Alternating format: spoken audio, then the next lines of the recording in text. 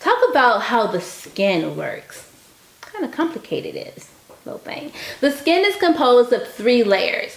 A deep layer called the hypodermis, a middle layer called the dermis, and the surface layer called the epidermis. The epidermis gives immediate visual clues to the condition and the health of the skin, because that is what you see first, right?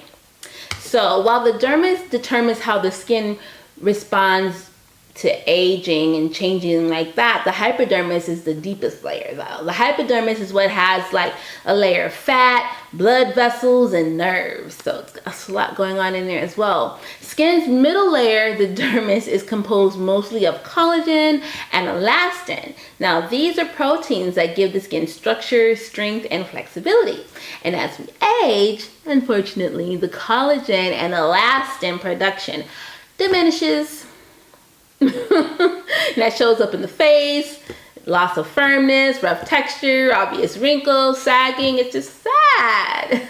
Hair follicles, nerves, blood vessels, sebaceous glands are also part of the dermis. And the sebaceous glands produces sebum, and this oily substance moves through the hair shaft to the top layer of the skin. And that's where we want it to be, because it covers the epidermis and provides a protective barrier against moisture loss. Too much sebum results in oily skin. All right. Now, the outermost layer of skin, the epidermis, is several layers deep. Basal cells are created in the lowest layer, and then they migrate through a hardened layer of the stratum corneum. All right. So from that, the skin, it falls off. Okay. It continuously sloughs off. All the dead cells go away and the living cells come, and it takes about a month for a live basal cell to move up that layer before it sloughs off them, okay, in the epidermis. So as the cell moves toward the surface of the skin, it loses moisture and oxygen content. So on the surface of the epidermis is a layer of oil transported from the dermis by the hair follicles that forms a natural barrier, helping the skin to retain water and stay away from harsh scented cleansing products, exposure to chemicals and biological pollution in the environment, and poor diet can remove the protective oil layer from the skin. And this can be, it actually can be replenished though, don't worry. It can be replenished. With what? It can be replenished with moisture, okay? Moisture. Moisturizers work in several ways. First, they fill in the spaces between the relatively dry or cornified cells of the epidermis, making the skin feel and appear smoother. They also create a barrier on the skin, helping the skin retain water. And the oil content in the moisturizers works with the protective lipids, coating the skin to partially protect the skin from the air. Oh my God, our skin needs so much protection. Care must be taken in the selection of usage of the moisturizing products, as they make huge differences in the way that the skin works. Hydration is the key to smooth, even skin. That's the key. Moisturization is an external way to achieve that healthy, moisturized skin. Let's talk about skin care. Let's talk about skin analysis. Let's talk about normal skin. It just feels comfortable, right? It's smooth, it's even texture. You have some small pores. Your cheeks are basically the driest area, but it's not excessively so. You may experience some shine and larger pores in the forehead, nose, and the chin. Basically, the water and oil content of this kind of skin is basically balanced. It's normal skin, but you still got to take care of it.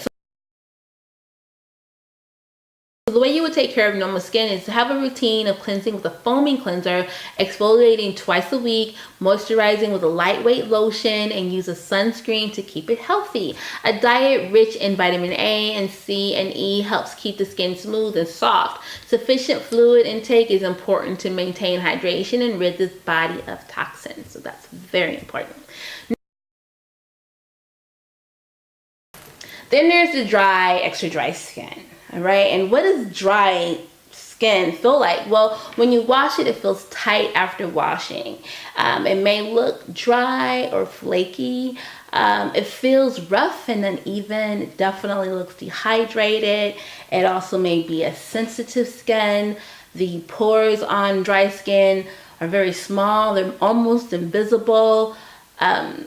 Dry skin shows lines faster than other skin types. So that's what it's like when you have dry skin. So how do you take care of it? Well, with dry skin, you require special care. A lifestyle that includes a healthy diet with foods high in water content, such as fruits and vegetables, and at least 8 glasses of water a day. So keep that in mind. And when you do this, it'll keep the skin type hydrated. Caffeine and alcohol cause dehydration, so limit the intake to about 2 cups a day and use a richer, creamier cleansers, and limit your sun exposure, and use good moisturizers that can protect your skin's natural oils. Layering different textures of moisturizer can do wonders to hydrate your skin. You can even begin with a lightweight face oil that you'll put on your skin first, and then from there layer a richer, creamier layer over that. And then, because night creams with like alpha hydroxy acids, AHA, help to remove the dry, dead skin cells and moisturize the new. Air conditioning and heating creates dry environment, so you can correct this by putting humidifiers in your home to help keep moisture in the air. Then there's oily skin. Whew.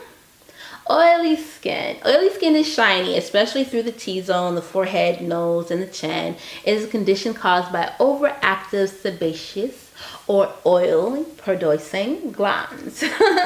Sebaceous or oily producing glands. Now, it can make your holes look bigger and you break out, your pores look bigger, you break out more. A few signs of aging, less because you don't have like the lines. The way that you take care of oily skin is to prevent breakouts requires a healthy diet and a regular skincare routine. You want to cleanse the face twice a day, at least a day, to get rid of the dirt accumulated in the pores, and the alcohol-free astringents to remove excess oils. You also want to use oil-free moisturizers to keep the skin from over drying. Combination skin, that's another one.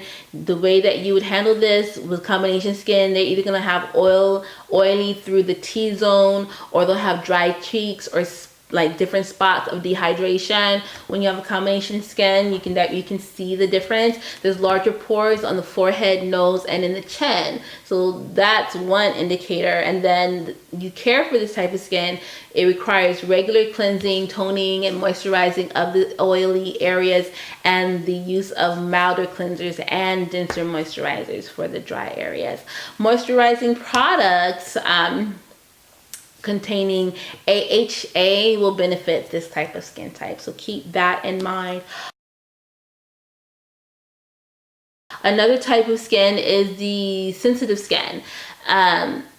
It can range from dry to oily. Sensitive, irritated by cosmetics or moisturizers and cleansers. Sensitive to or prone to redness. Sensitive skin can be itchy and blotchy. The way that you care for sensitive skin is you require mild, non-perfume cleansing products. You need to use alcohol-free toners formulated for sensitive skin. Also use cleansers and moisturizers specifically formulated for that type of skin. Okay. There are some misleading skin conditions. So according to Bobby Brown, she says, don't be fooled. The skin's condition can be quickly impacted by changes in the environment, health, diet, and even current products that have been chosen for cleansing, toning, moisturizing, or makeup. There are many skin conditions that can hide your actual skin type. So like redness, dryness, or flaking can be caused by a medical condition or medication. Skincare products can be overused, causing skin to be more oily, skin to become dry or flaky. Dry skin that is over moisturized can appear greasy. Redness and irritation can be caused by like a low grade of allergies to cleansing, moisturizing products or makeup products that are necessitating a change to a gentler product. So it's like, you know, when you know what kind of, when you know your skin, you know your skin, but then don't be fooled, because some things can make your skin, like if you're using way too much moisturizer and now you're thinking you have oily skin, you don't, you're just using way too much of the product. So I highly recommend that you guys get the Bobbi Brown makeup manual. It's a great book. It talks about the skincare, the health of the skin and everything, and it also teaches you how to apply like makeup. It's super cool. So again, if it's for yourself, it's cool, and if you really want to get into the cosmetics direct sales business, it's always great to educate yourself when it comes to product sales.